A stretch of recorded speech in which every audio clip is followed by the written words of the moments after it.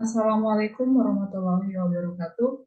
Perkenalkan, nama saya Disliana Sinaga dengan NIM 64212290 dengan dosen pengampu Purwatiningsi SEMM dengan mata kuliah Metode Kuantitatif, Prodi Manajemen Sumber Daya Manusia, mahasiswa Universitas Bina Sarana Informatika Margonda.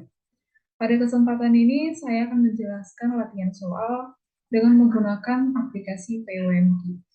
Kita lanjut untuk melihat latihan soalnya. Nah, berikut untuk latihan soalnya. Suatu produk memerlukan biaya tetap sebesar 10 juta dengan biaya variabel sebesar 20.000 per unit. Berapakah perusahaan harus memproduksinya agar tidak mengalami kerugian jika setiap produk dijual dengan harga 25.000? Hitunglah keuntungan bersih yang akan diterima perusahaan jika perusahaan memasang kapasitas produksi sebesar 3.000 unit. Selanjutnya kita buka aplikasi POMQ. Nah, ini kita klik OK. Kemudian kita klik break even. Kemudian new kita klik break even analisis. Untuk titel kita ketik perusahaan produk.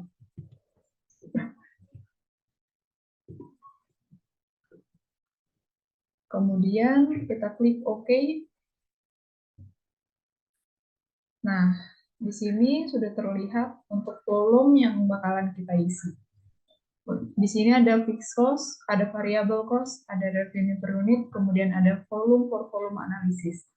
Untuk fixed cost-nya kita isi sebesar 10 juta. Kenapa 10 juta? Kita lihat kembali tadi soal sebelumnya. Karena biaya tetapnya itu sebesar 10 juta, maka kita isi untuk fixed cost-nya sebesar 10 juta, kemudian untuk variable cost-nya itu sebesar 20.000, kemudian revenue per unitnya sebesar 25.000, kemudian untuk volume analisisnya sebesar 3.000. Kita buka kembali untuk aplikasi POMQ. Nah, fixed cost-nya kita isi 10 juta.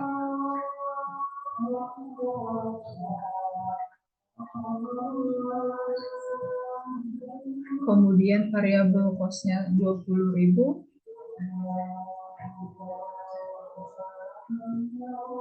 Untuk revenue per unitnya itu tadi 25.000. Untuk volume analisisnya 3.000. Oke, sudah kita isi semua, kemudian kita klik solve. Nah, berikut tadi yang udah kita kerjakan. Jadi, ini hasilnya. Perusahaan harus memproduksi dan menjual 2.000 unit untuk mencapai keuntungan sebanyak 50 juta untuk sampai di titik break even point. Kemudian di sini 3.000 perusahaan memproduksi 3.000 unit, keuntungannya sebanyak 5 juta. 5 juta tadi dari mana? Dari 75 juta dikurangi dengan 70 juta. Jadi keuntungannya sebesar 5 juta. Kemudian kita buka grafik of break even analisisnya. Nah, ini untuk gambaran grafiknya tadi, hasil grafik dari yang telah kita hitung. Ini merupakan titik break even points-nya. Ketika titik break even points-nya sudah berada di atas sini, maka perusahaan sudah mencapai titik profit atau tingkat keuntungannya. Oke. Sekian untuk penjelasan nomor 1, kita lanjut untuk soal nomor 2.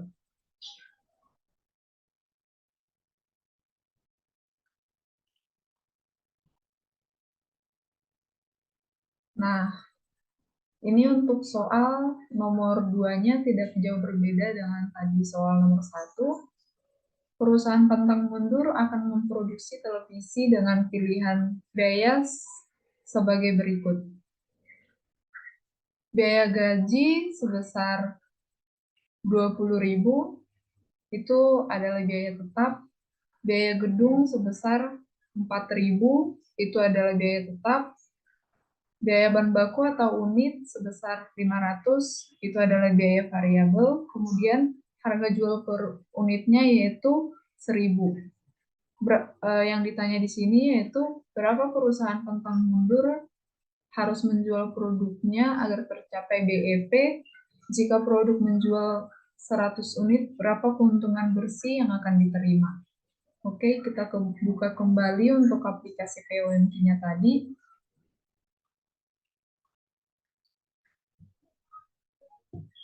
Kita buka di sini new file, kemudian break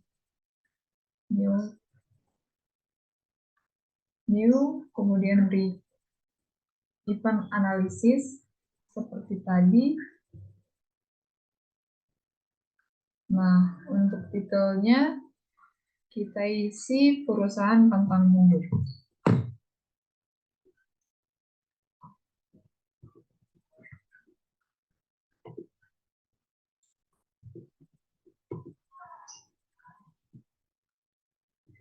Oke, kita klik.